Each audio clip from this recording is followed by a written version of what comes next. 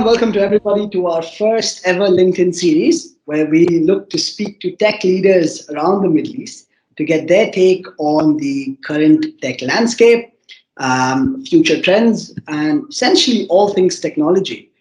For our inaugural episodes, I have the privilege to speak to Moe, who is the VP of Technology at Aramex, and we're going to be discussing culture, talent, and Mo's advice to software developers in general. Mo is a senior tech leader who essentially has a stellar track record of managing strong and successful teams over the course of his experience working for top companies in Canada and in Dubai.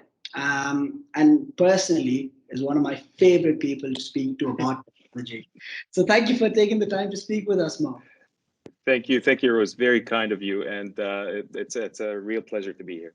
So, Mo, let's start off with obviously the first question, which I think is your favorite as well. Over the course of the last few years, you've obviously had your fair share of experience in leading a big team. Mm-hmm. Now, what do you think can tech leaders do to improve the culture and the environment of their current software development team? Mm-hmm. Excellent question. And I mean, we can't emphasize enough how important culture and environment are in the grand scheme of things to the success of an organization or a function within it. But there are a few different things that we could talk about, but I wanted to kind of emphasize on simple ones that are critical. Starting with as a tech leader, you need to be able to lead by example. So if you're in charge of whether it's a development team and IT operations, data engineering, etc., you need to be an example. You need to be sort of the person that your team will look up to, and the team will have the faith and sort of the comfort that you are going to be able to help them sort of overcome challenges, achieve strategies, be there and sort of unblock their way from any obstacles. And if they see a disconnect between the tech leadership or whoever's sitting in the leadership position in a team, this is where lots of trouble kind of comes in and start to be infested into the overall team. So lead by example. Don't be afraid to show your techie, even if your tech sort of stack is not up to date to the latest minute as your top guns on a team, but show that you're there, because in technology and computing, there are so many abstract level sort of thoughts that can still be beneficial to your team. So you can help them get unstuck from a certain problem.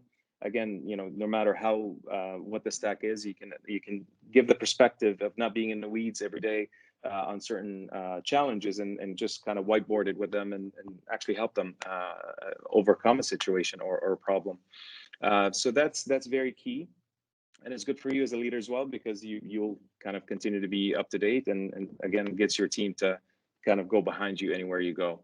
The other really, really important part, this is kind of a foolproof, fail-safe method of use over years. It's often ignored, and it's unfortunate that it is ignored, but it's a very, very quick one, which is connect your team to the strategy of the company, of the organization. Your job as a leader is to be contributing to the overall strategy, supporting your organization strategy, coming up with your team strategy overall in support of the organization. But do not underestimate the power that lies in explaining how a simple development task or an IT operation task or data science task really leads the company, helps the company achieve its objectives.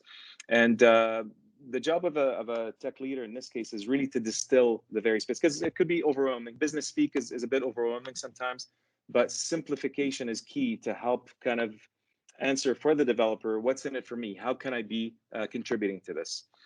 This really transforms their work from expecting or waiting for what needs to be done to understanding why they need to do it.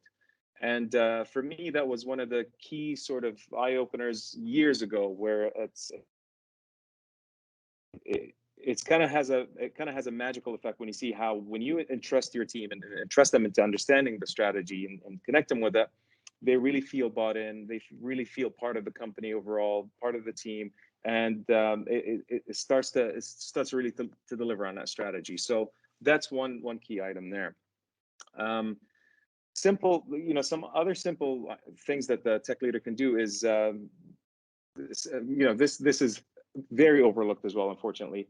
But a simple thank you, recognition. Obviously, you got to be able to establish for a team a recognition system. You got to work with your HR partners, etc.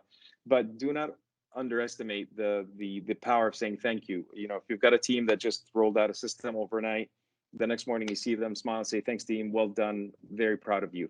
These are simple words that really they need to come from you. Obviously, when you've got constant achievements you're delivering always constantly, you kind of forget, and you might think to yourself, well, I can't be saying thank you all the time, because they will really appreciate that, and that will fuel them for saying, listen, we were up till 3-4 a.m. rolling out something huge, and yes, we're going to be recognized formally, maybe or maybe not, but at least our leader sees that, and our leader's got our back, and he's thankful for it. So that's one part. Give your team the ability to understand what it is to grow. I have this discussion with whether it's developers, whether it's regardless of the role of technology, they'll come to me and say, well, how do I get to manager level? How do I get to a leadership level? What if I don't want to be a manager? What does the future look like for me as a technologist? What are the different paths out there? And being in a tech leadership position, you have the benefit of seeing these paths because you've gone through one of these paths and you've evaluated these paths before, and you've applied your own sort of growth to it. So it's very invaluable for them. They seek that sort of, okay, where's the goalpost and how do I get there and who can help me get there?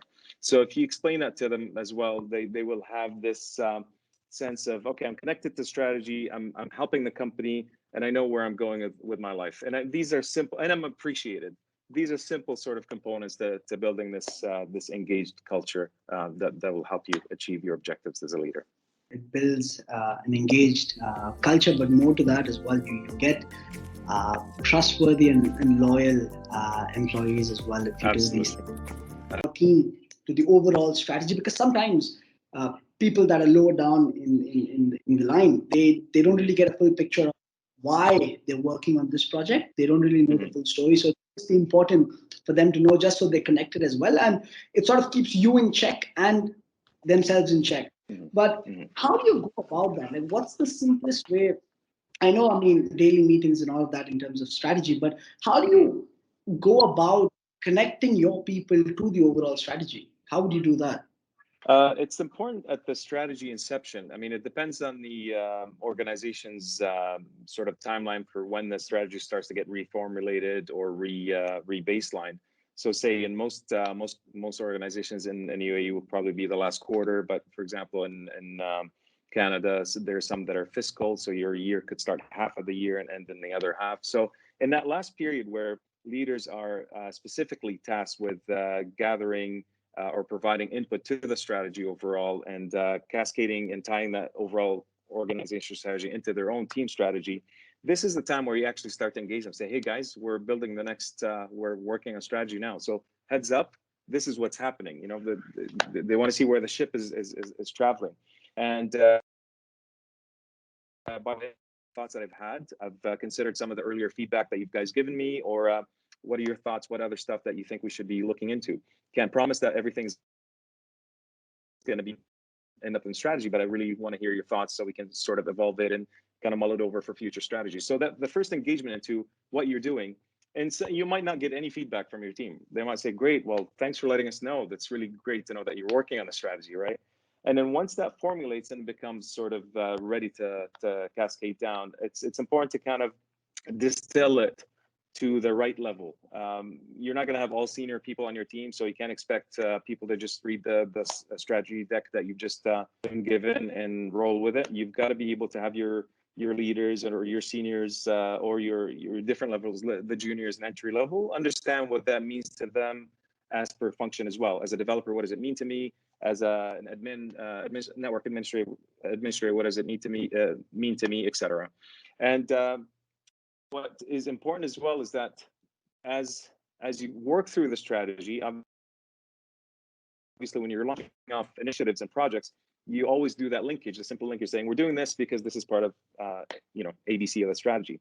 And what this has shown me in the past as well, it's very important to keep that linkage alive through the day-to-day initiatives that you're launching because you'll have some of your team members coming to you and saying, well, by the way, Mo, that's interesting. Well, we're doing this kind of work for a while, but this is not really linked to our strategy.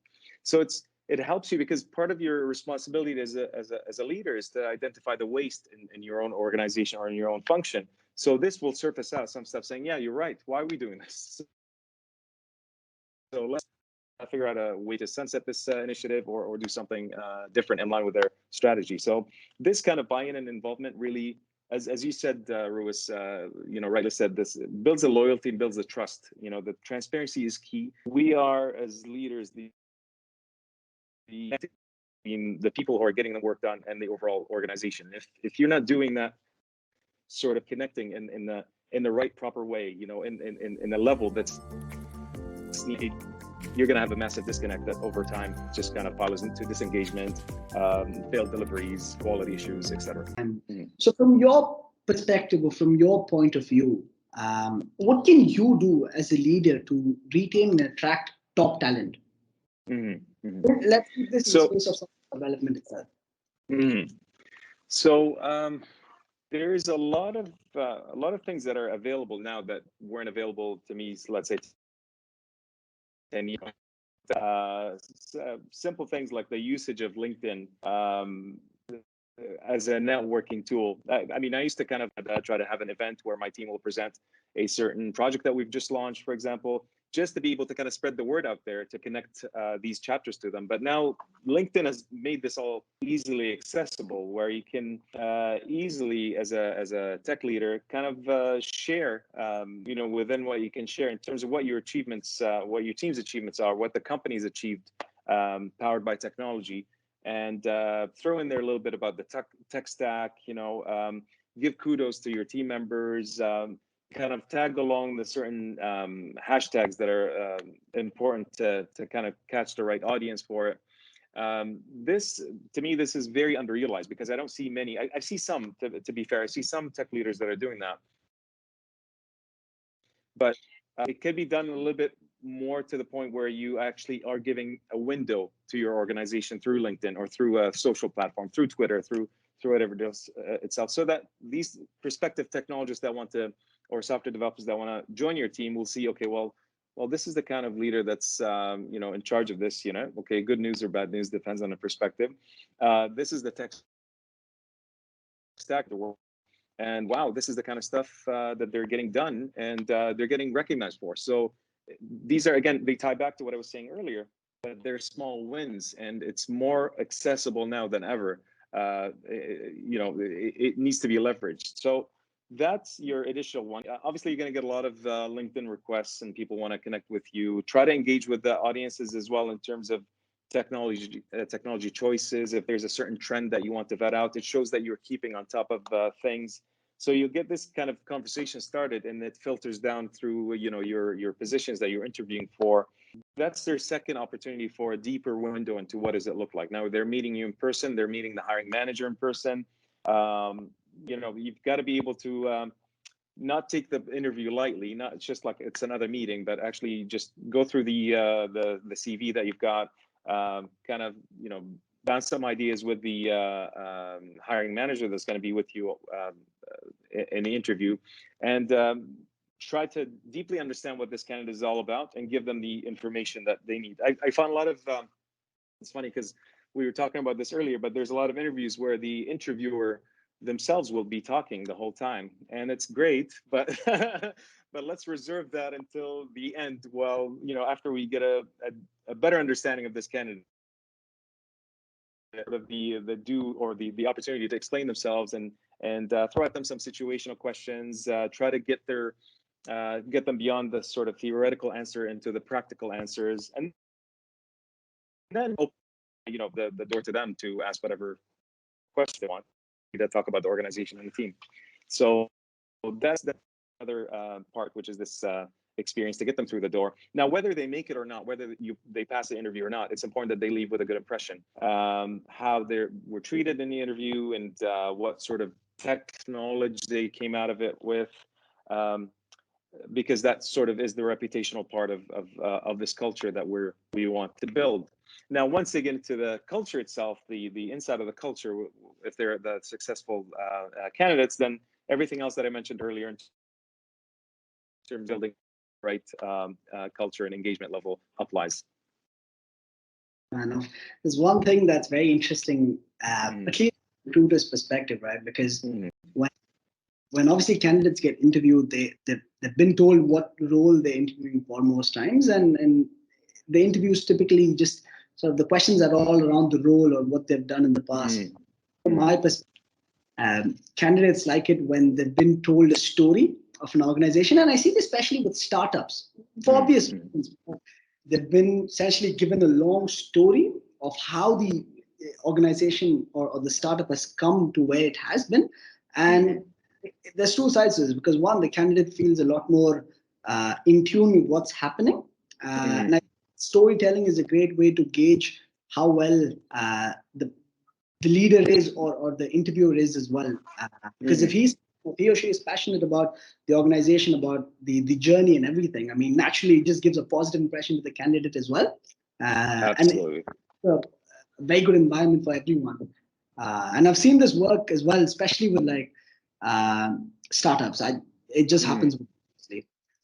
Absolutely. I mean, it doesn't have to be, and that's a very good point. It doesn't have to be just startups, Ruwise. It's if you're kind of leading a tech function, an enterprise sort of tech at a massive company or whatever size company it is, good leadership is about finding the motivation or the excitement about this job and portraying it to others, right? So let's say we're working on, I remember my experience, for example, earlier on when I was meeting for certain jobs in Canada, and you hear sort of the passion of how you could take something like a problem domain and say, okay, listen, it is a narrowed problem domain, but we're doing so much cool stuff in this problem domain, and it has so much more potential once we get to these stages. So you're kind of living this kind of startup excitement, but within a bigger company that's established, and it's not a startup.